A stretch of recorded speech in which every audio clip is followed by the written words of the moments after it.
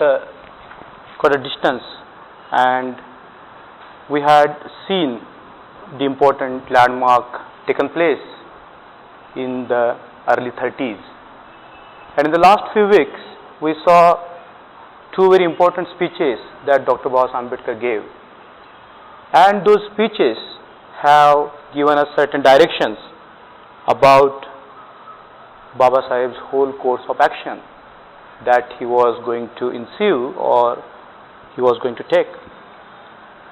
And in those two speeches, we saw that there is a clear, concrete direction that has been appearing. And one of the cornerstone of his mission was to show that the untouchables are part apart from the Hindus. They are not simply part of the Hindu society. And that is, he made that very clear and implicit in the roundtable conferences, which were meant to provide a new constitution to India. In fact, we say that that was the first constitution which gave a sort of political weightage to the Indians. And we saw that how during the rounds of the roundtable conferences, Baba Saheb Ambedkar fought very hard in order to ensure the political rights and the political representation to the untouchables. And later on, we found that he made it very clear through the Evla declaration that he is not going to die a Hindu, which means that he was determined at any cost to sever all the ties with the Hinduism. And we saw how various religious agencies were trying to grab the kind of awakening, or were trying to attract Dr. Baba Ambedkar in their fold. So the Christians were out to seek the support of the untouchables. The Muslims wanted very desperately that Dr. Baba Ambedkar to join Islam, and the Sikhs. And we have a very rare reference of a Buddhist responding to Dr. Baba Ambedkar's call. As far as we have seen that the Mahabodhi Society, which was founded by Anagarika Dharmapal, gave a very lukewarm response to the call of conversion.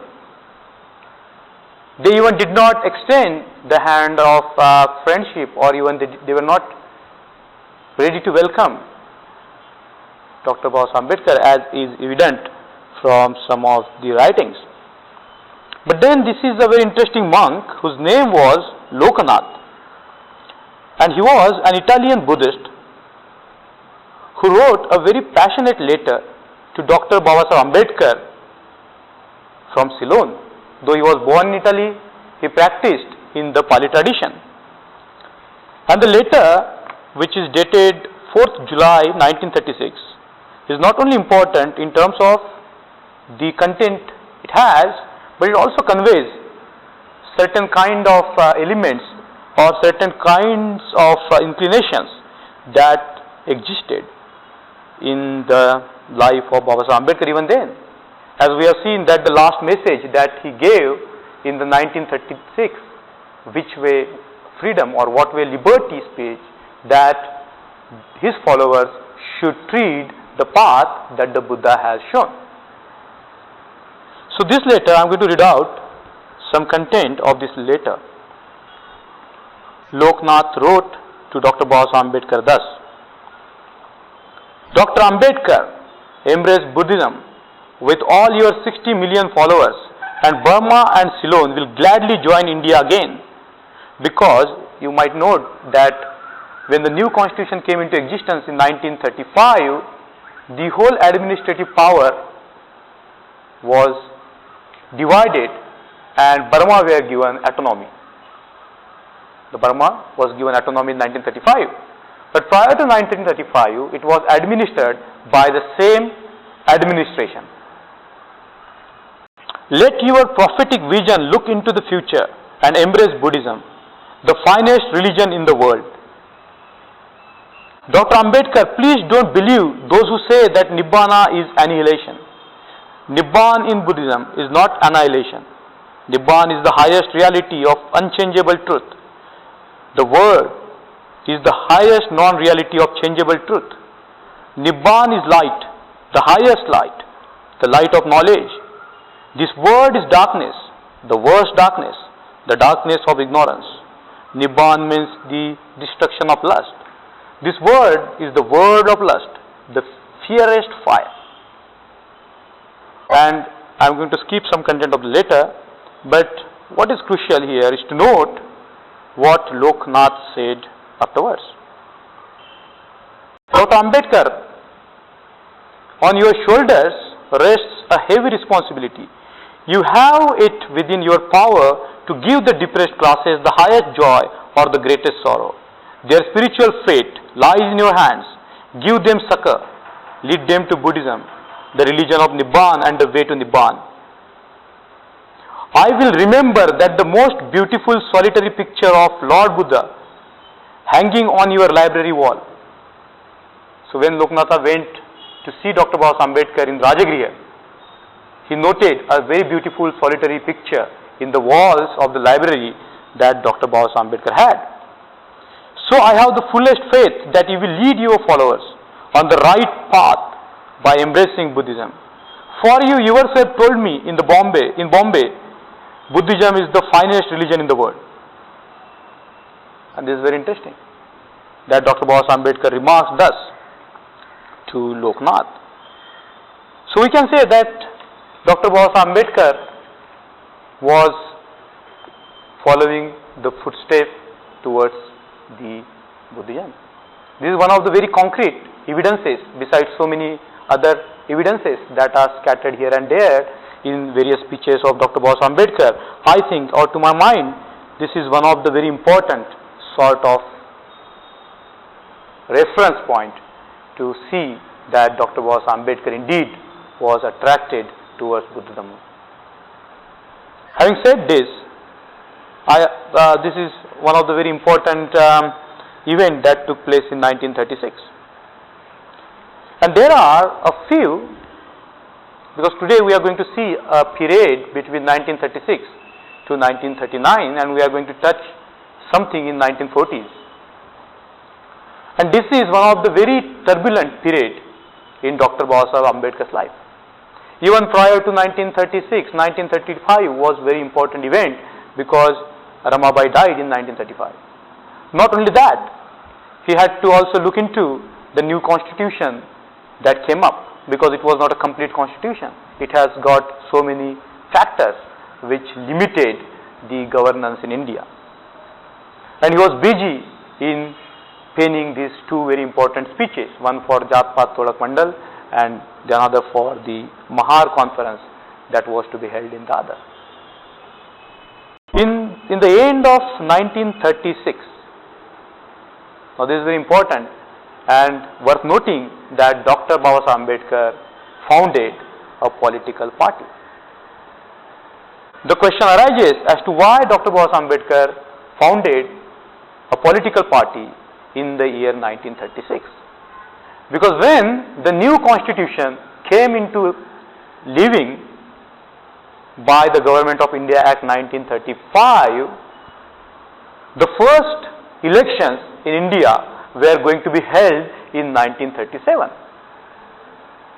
And in order to take benefit of the coming elections, Dr. Baba Ambedkar had to found a political party.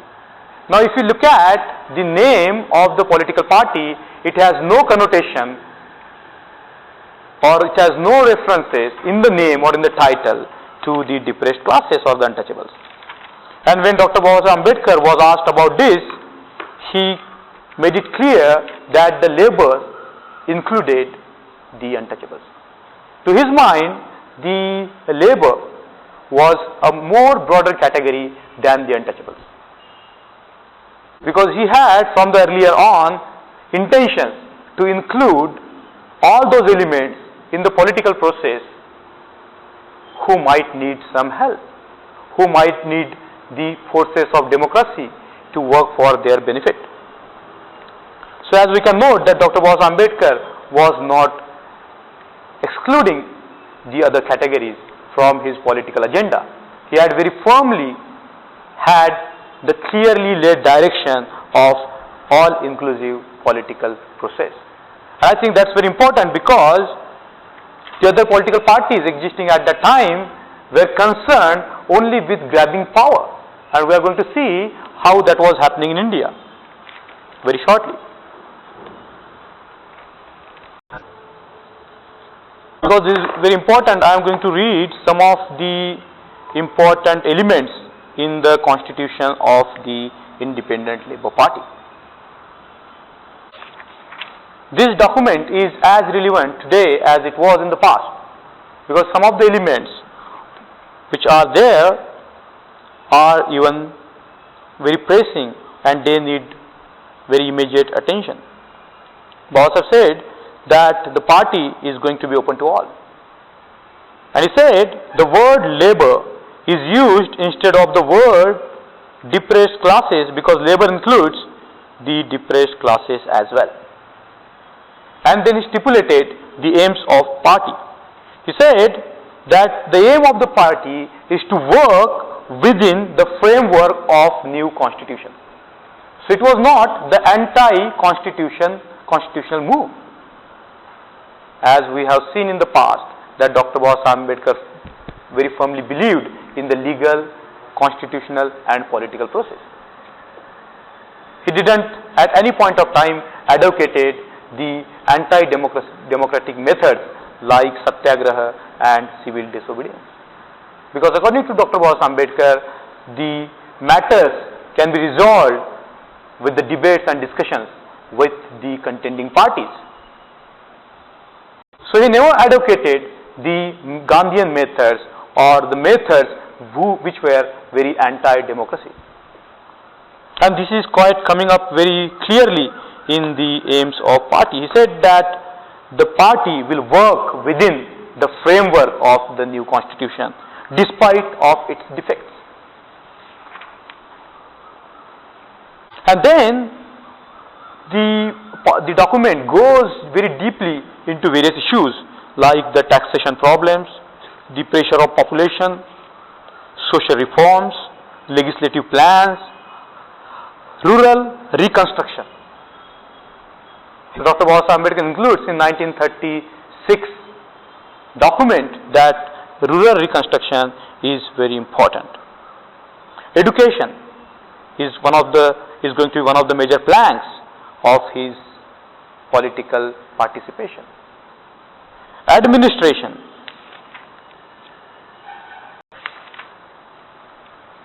And he does that in the late 1936.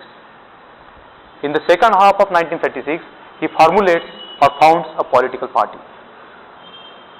And then he holds a press conference where he talks about the party principles, the aims of the political party and how it is going to extend to the general constituency, and it's not going to be only limited to the untouchables. And at the end of the year, Dr. Ambedkar leaves for Geneva. Now 1936 is a very, very busy year.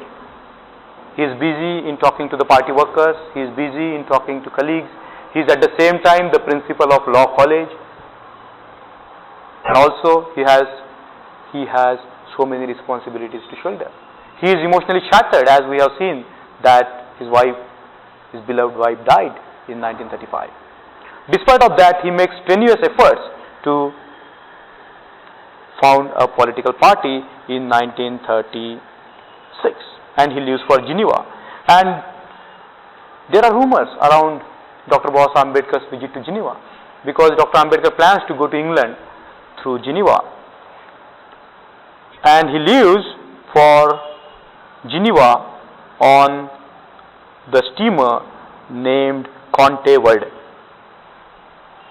And then the media is speculating that Dr. Baba Ambedkar went to Geneva in order to talk to the British parliamentarians about what is going to happen if they convert to any other religion, whether their political powers will be snatched away from them, which Dr. Ambedkar got through the round table conferences.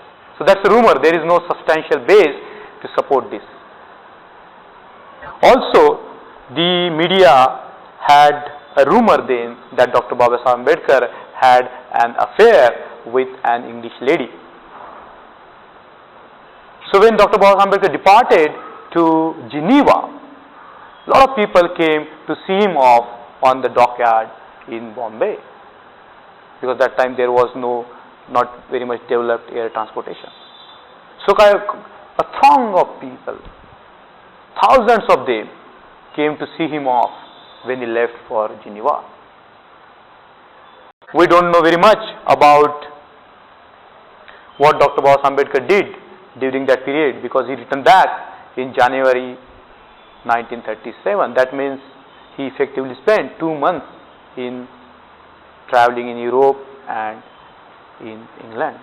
But we can very well conclude that Dr. Ambedkar might have had certainly met Ramsay MacDonald, who was very generous in supporting the cause of untouchables. And also we can safely conclude that Dr. Ambedkar lobbied with the British MPs about certain issues. So that in the year 1936. So now Dr. Ambedkar have a political party, Independent Labour Party. He is a very well established leader of the untouchables throughout India. He is a well-known constitutionalist at the age of 45 all over the world already, because the world attention was diverted towards the political process in India.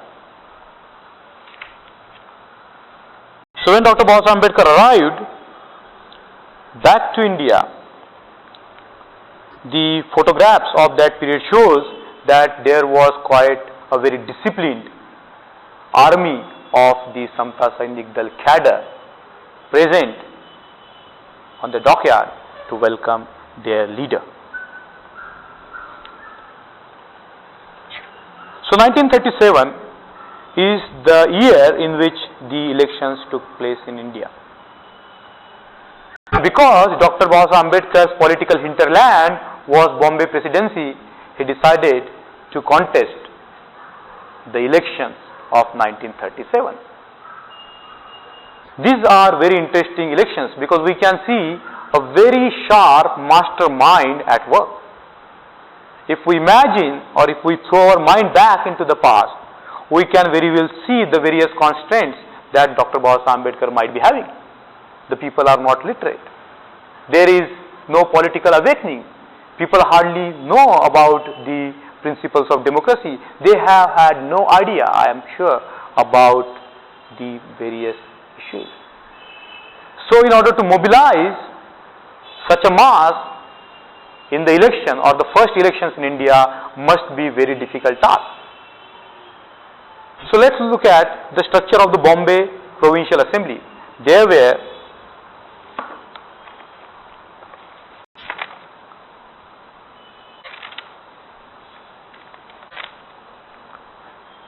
There were 175 seats in the Bombay Legislative Assembly, and I want you to keep this figure in your mind that there were 175 seats in the Bombay Provincial Assembly, and this information is going to help us in the future. There were 15 reserved seats in the Bombay Provincial Assembly, and Dr. Ambedkar decided not only contest the reserved seats, but he also had his candidates in the general constituency. And he was trying to ally with the spectrum of the people. There was a Brahmin candidate in Pune, Mr. Bhopatkar, and Dr. Ambedkar supported his candidature despite of the fact that he had a very orthodox background. Dr. Ambedkar supported his candidature because he found that he has the legal acumen and he is very well versed in the parliamentary procedures and he can be of great help to the Provincial Assembly. In fact, Mr. Bhopatkar lost the elections of 1937. So when the elections came, Congress Party and All India Congress Committee, they had certain issues with the new constitution. They were not ready to accept the constitution because they had very many issues, and in fact a deadlock was reached on certain issues in the beginning of the 1937. And it's in the political language, or in the language of the political science, there was kind of a deadlock over the issue of the federation. And Dr. Baba Ambedkar wrote a very important paper, rather he gave it in a speech form, Federation or Freedom, where he makes it very clear that the federal plan of the new constitution is not going to work, because India is such a diverse country that it has to, or it had to be a union, which means that the power, the whole power has to be unitarily consolidated, and not to say that the political will be divided into various federal units. So he is very opposed to the federal plan. And to the Congress opposition of the constitutional impasse that took place in 1937, Dr. Baba Ambedkar gave a very important statement. He said, "It is purely a party move, it has no national purpose." Because in order to build a nation in 1936, the power which is distributed among the federal unit was not going to serve the national purpose, because India was not nation still. India was a nation in making, and therefore Dr. Baba Ambedkar advocated a strong union government, which we found later on when the new constitution, or the newest constitution of India, was written in 1950s or the late 1940s. So Dr. Baba Ambedkar toured various parts of Bombay Provincial Assembly. He went everywhere. He travelled in Nashik, he travelled in Konkan, he gave very many speeches all over the places. Those were not very big speeches, but the speeches were very crisp and very clear speeches, very short speeches. And he gave during that period in 1937 speeches at various places talking about the ILP, or Independent Labour Party. Congress fought all the seats in the 1937 election, and they wanted to defeat Dr. Babasaheb Ambedkar somehow. They wanted to pose a very strong candidate against Dr. Babasaheb Ambedkar. And you might remember that when Dr. Babasaheb Ambedkar was a lecturer, he felicitated a very famous man, or a very famous cricketer, Balu Palwalkar. Balu Palwalkar was from the Chamar community, and he was a very bright cricketer. In fact, recently Ramchand Guha has written a book on his contribution to Indian cricket. He was a very good bowler, Balu Palwalkar, and he was famous as P. Balu, P. Balu. So Congress posed him against Dr. Babasaheb Ambedkar in the 1937 elections, and he was quite a very strong candidate, because his circle was very wide and he had a very strong support of already established political party, that's the Congress Party. And Congress Party wanted to defeat Dr. Ambedkar, because Dr. Ambedkar was only one of the persons who opposed the Congress Party, because he knew that the Congress Party is the party of the elites, and it's never going to serve the interests of the deprived sections. A very important person came in support of Dr. Babasaheb Ambedkar, a very lifelong friend of Dr. Ambedkar, P.N. Rajput, who was also from the Chamar community. He not only supported Dr. Ambedkar throughout, only his partial defection in the latter period, but he was a very strong supporter of Dr. Babasaheb Ambedkar. There was of course no strength, So the Independent Labour Party only contested 17 seats. And out of 17 seats or 17 candidates that were fielded in the election, 15 won the election, including Dr. Ambedkar. Now that's quite a remarkable achievement for Dr. Ambedkar to develop such kind of an alliance with all very many sections of the constituency. And Dr. Ambedkar won the Bombay Legislative Assembly elections of 1937. And if you note that there were 15 reserved seats, and out of 15 reserved seats, the Independent Labour Party won 13 seats, and Independent Labour Party candidates won 2 seats in the general constituency, and the tally was 15 seats. Congress, of course, won the election because they were the gigantic political machine, and Dr. Ambedkar was a single man army, and therefore it was very difficult to fight the Congress juggernaut. But strangely, the Congress party declined to accept the office. They certainly had the political intentions, they had the intention to grab the power, but they did not accept the office. And then an interim ministry was established, and Dr. Ambedkar was asked to join that interim ministry, and Dr. Ambedkar declined to join the interim ministry because he said that it's not going to long last, and therefore he did not join the interim ministry. And Congress party men were very shrewd, and they accepted the office afterwards, and then the Congress ministry came into power in the Bombay Legislative Assembly. After the speech, Dr. Ambedkar took Nehru head on. He said that the Congress party had resorted or had fielded the menials as the candidates. He said that Nehru's own servant Hari was also elected in the elections, which means the process of co-option of the untouchables began after the 1935. So the Congress party began to co-opt the leader of the untouchable category, and not only that, they used the untouchable leaders against their own people.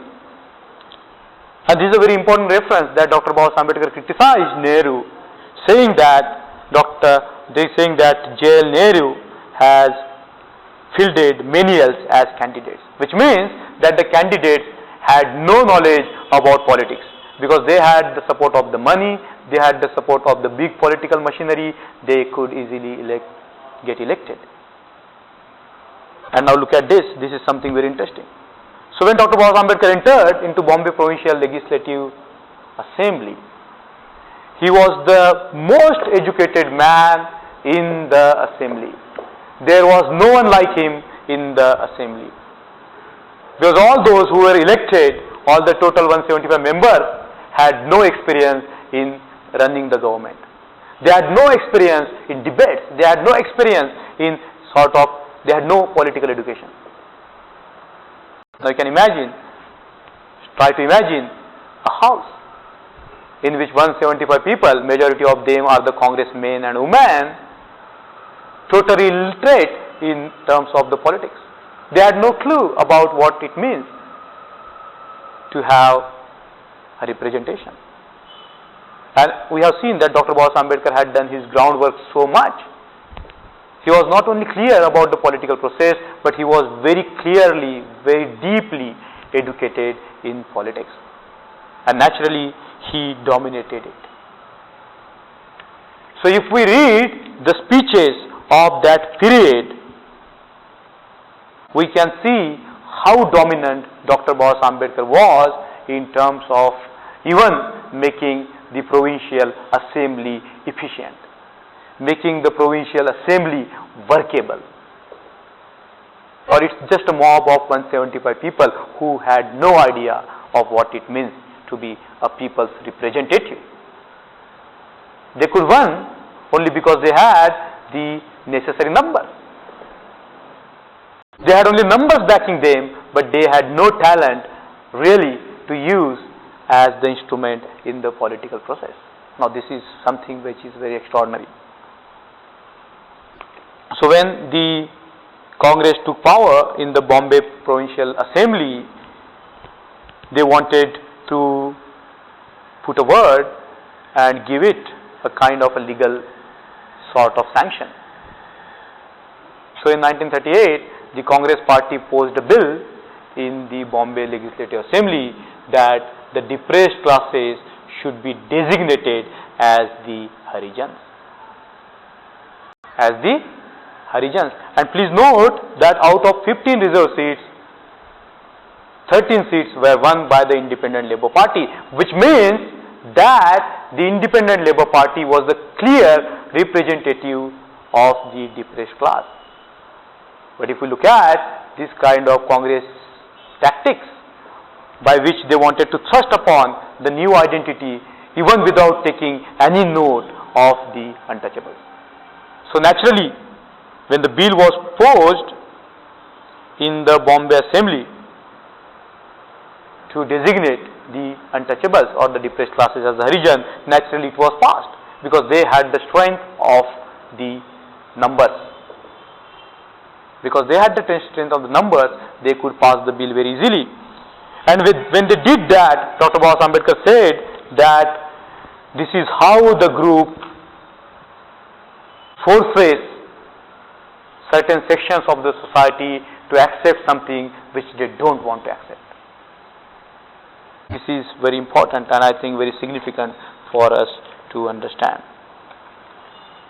And I am going to read those words which Baba Saheb Ambedkar had said in a very firm voice. I am very sorry, but I think I cannot help saying that this is a matter on which the wishes of the group ought to have prevailed upon government. Nobody would have been hurt and the interest of the country would not have been injured if the amendment of my honorable friend Mr. Gaikwad had been accepted. During the same period, Khare wanted to appoint the Harijan or a congressman, the untouchable congressman, as a minister in the government, and Gandhi opposed to that. Now this is a very important reference for those who want to show how Gandhi was anti-untouchables. He only provided the lip service to the untouchables. He had no real intentions to really uplift the untouchables. So after hearing about this incident, Dr. Ambedkar said, or rather he remarked,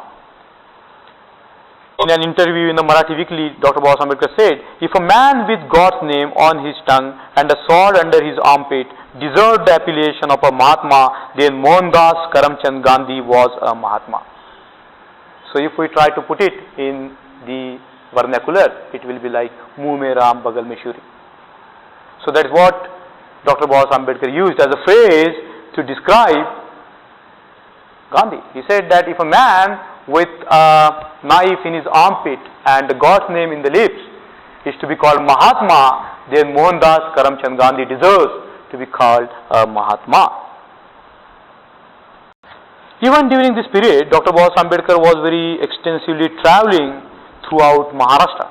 Very extensively traveling, meeting the people, organizing them, talking to them, and building his strength and power.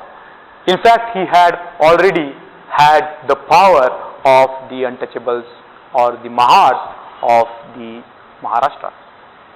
He galvanized that kind of a support in that particular community, and as we have seen that he was very bent on encouraging the other castes to join in his movement.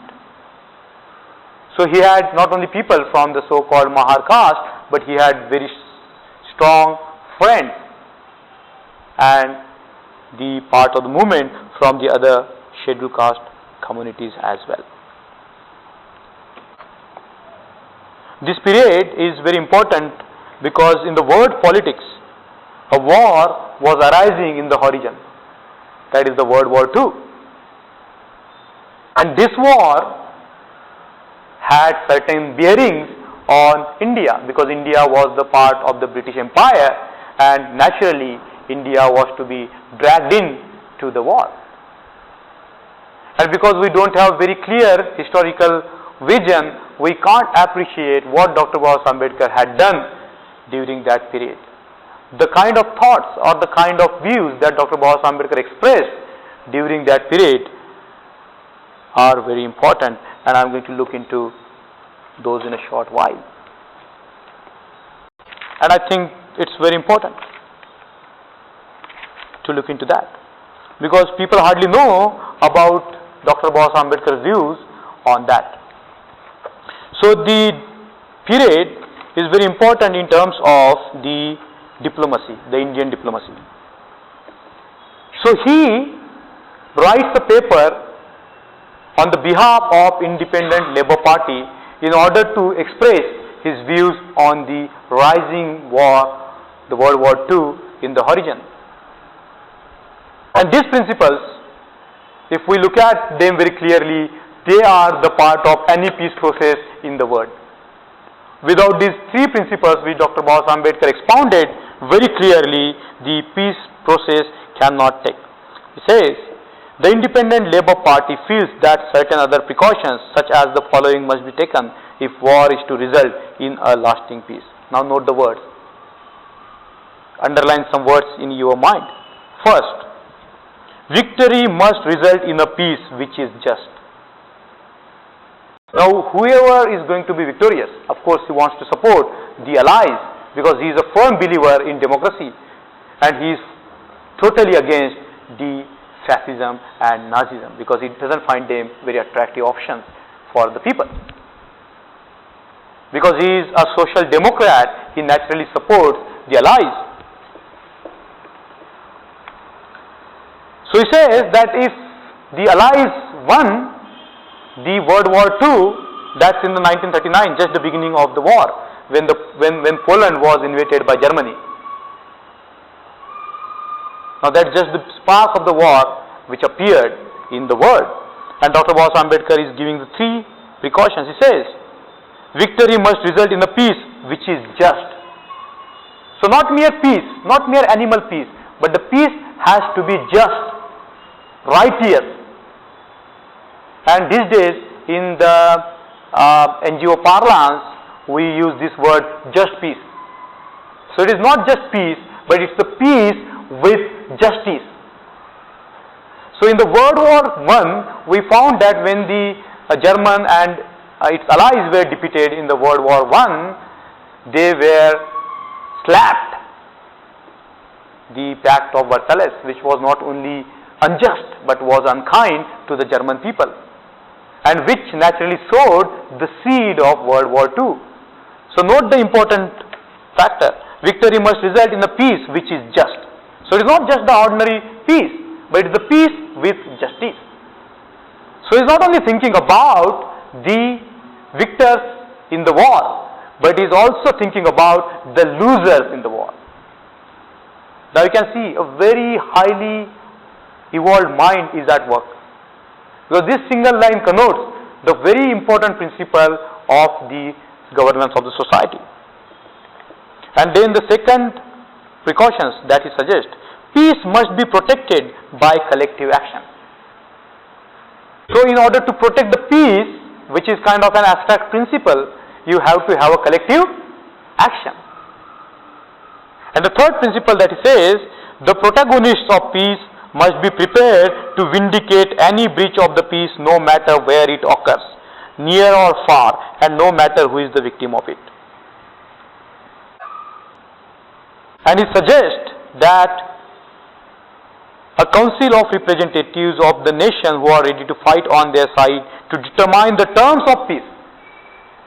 So if the war is won by the allies, what are going to be the terms of the peace? And those terms of the peace have to be decided by a council of representatives of nations, including India. And this is very remarkable. and announce them to the world so that they may be known to all and also to the German people. So that if certain Germans want to oppose the fascist government, they are already clear about the intention of the Allies. So he said that it has to be worked on these three principles. And then he makes a very important statement about the Indian foreign policy. Please note it, that's in 1939, when India is now governed by the new constitution. British are free to declare or not to declare war as they please, and they are free to make any kind of peace they like. India has no voice in their foreign policy in declaring war nor in the making of peace. If the particular foreign policy succeeds, very little of its advantage comes to India. But if the policy leads to war, then Indians are called upon to help in men and money. And he says, India has a greater claim to participate in the foreign policy of the British Empire and in the making of peace terms than any dominion. He says that the fascism or the forces which are operating in German nation are insults to India. Now note this very important statement. He says, all nations are equal, that each of them has equal right to live. Pursue its happiness. The pursuit of happiness was a very important phrase used by the American constitutionalists. He said that all the people have the right to pursue the happiness. The pursuit of happiness, he says, without being hampered by its fellows. And he says that the human civilization must combine to resist this preposterous claim that some races are superior to other races. Because on this theory, the whole German nation was founded by Hitler.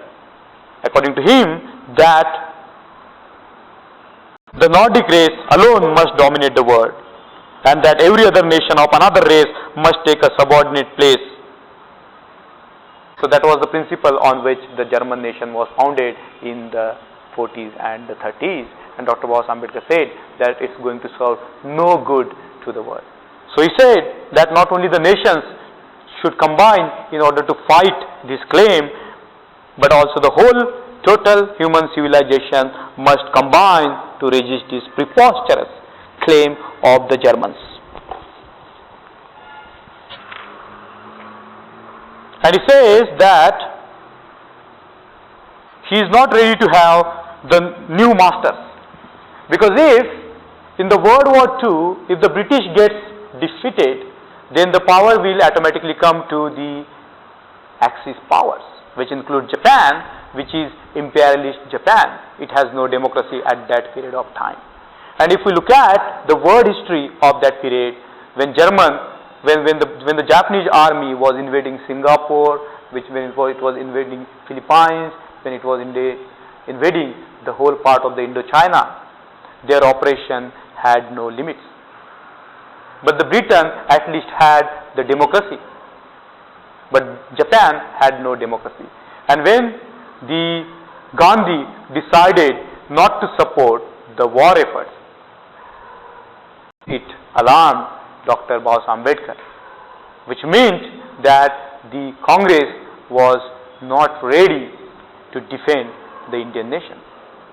Instead of that, Congress was trying to demand the freedom.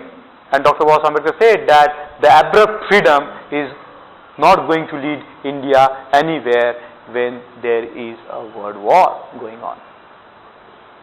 So if we apply our mind, we can very clearly see the ramifications of the independent India. Because if India had attained independence that time during the World War II, there was no army, there was no structural sort of government to defend India, and India would have languished as an African state had Britishers or the democratic forces slipped away from India. This is a very important point to understand. So we can clearly see the foolishness of the congressmen at that point of time in the history of India.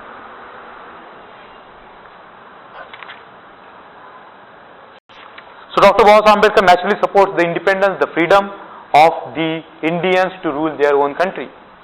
And that was made by the British very clearly in 1917, that the Indians will be given gradually the right to self-govern.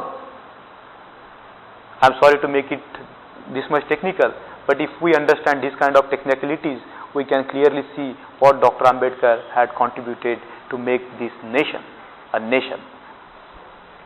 So after this little journey into the diplomatic mind of Dr. Ambedkar, we are going to look into very shortly.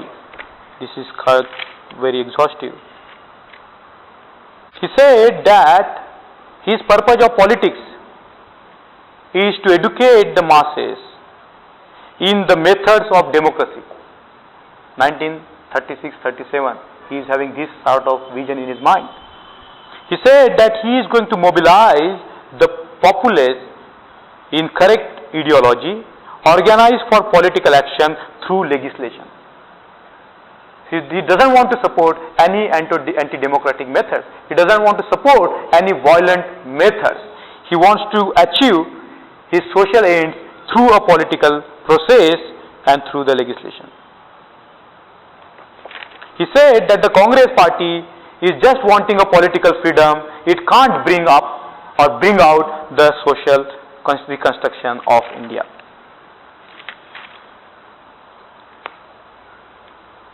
In 1938, because Dr. Ambedkar was so busy, he resigned from the principal from the law college, Bombay Law College. There is so much that can be said of this period, and I will try to cover it in the next lecture. But I would like to pinpoint to you something very important that took place in the year 1939 and 1940. In the Tripura and Haripuri session of the Indian National Congress, Subhash Chandra Bose, who was a leader of the Congress, was elected as the president of the Indian National Congress. So when he won the election within the All India Congress Committee of the president, he defeated the candidate supported by Gandhi, Patabbi Sitaramaiah. Gandhi opposed his election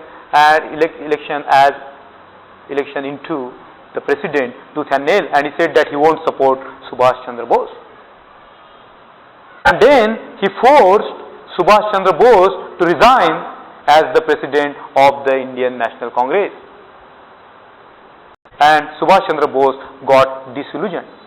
And then he left the Congress and he wanted to float a new political sort of a front. He came to Bombay in 1940 to meet Savarkar, to meet Dr. Ambedkar. And that must be a very interesting place which took place between Subhash Chandra Bose and Dr. Ambedkar in 1940. Dr. Ambedkar opposed his views on supporting the invading the India from outside. This is a very important piece of information that we must know. Subhash Bose was deadly against the acceptance of the proposed federation, and because Ambedkar was opposed to it, it must have considered it a rallying point between them. After their discussion on the issue of federation, Ambedkar asked Subhash Bose whether he would put up his candidates in the election against the Congress. He replied in negative. Subhash Bose replied in negative. Ambedkar then asked Subhash Bose what the positive attitude of his party would be to the problem of untouchables. Bose had no convincing reply and the interview ended. So this is how the meeting ended between Subhash Bose and Dr. Ambedkar. This much is for today, and we will continue in the next session.